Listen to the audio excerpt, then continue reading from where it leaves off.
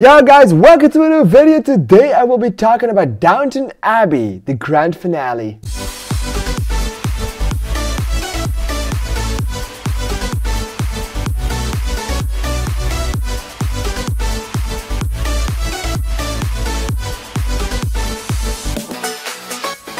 Alright, so the time is upon us for us to say goodbye to the characters from Downton Abbey, a series that has been airing for 6 seasons and then 3 movies.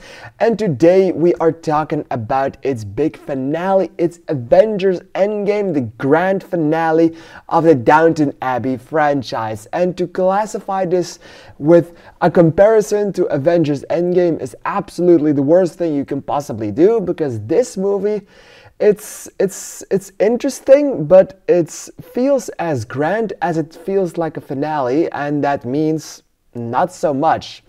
With this movie, I thought we were going to say goodbye to all these characters, and I strongly feel that is what they are going for. It's for us to say goodbye to all these characters, to the interactions, to everyone being in it, and to Downton Abbey in and of itself. But the movie never actually feels like it's building up towards that ending. It never actually feels like it's building up to become the last time we ever see these characters.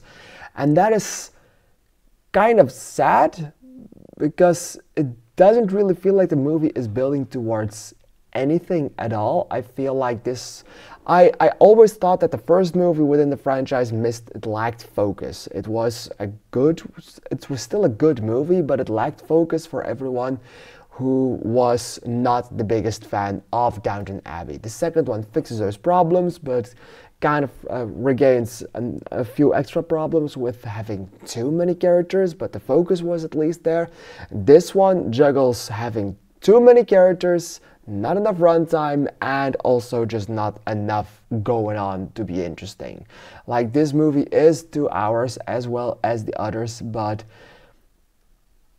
when the ending of this movie happens, you really don't feel like anything happened at all. Like, there's not a lot going on for the movie to justify its existence, and for the movie to make sure that it is what we are expecting it to be. It's still a very interesting movie, and it's still a very wholesome movie, but the story is just almost non-existent in this one, and I felt that was kind of sad.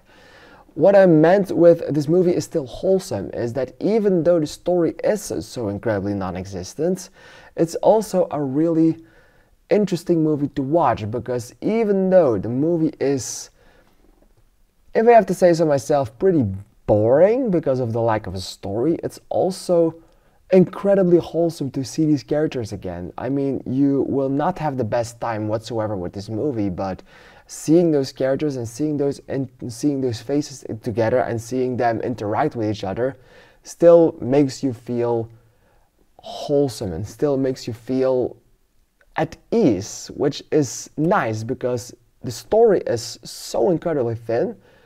It's still nice to see them, and it still fills you with warmth to see them, even though the story is just not great. The rest of the movie makes sure that it is still nice to watch.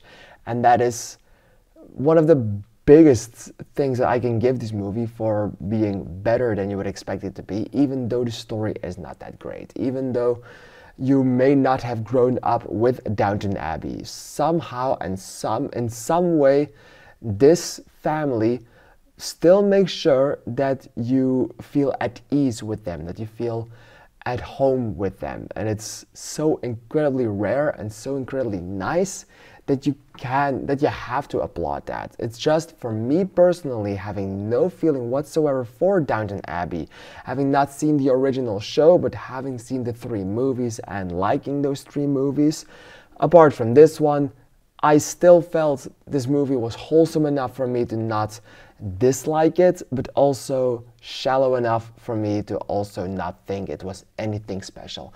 In the end, I will give this one 2.5 stars out of 5. Have you seen Downton Abbey, the grand finale? Please let me know in the comments down below what you thought of this one, and I'd like to see you in the next video. Thank you, and bye bye.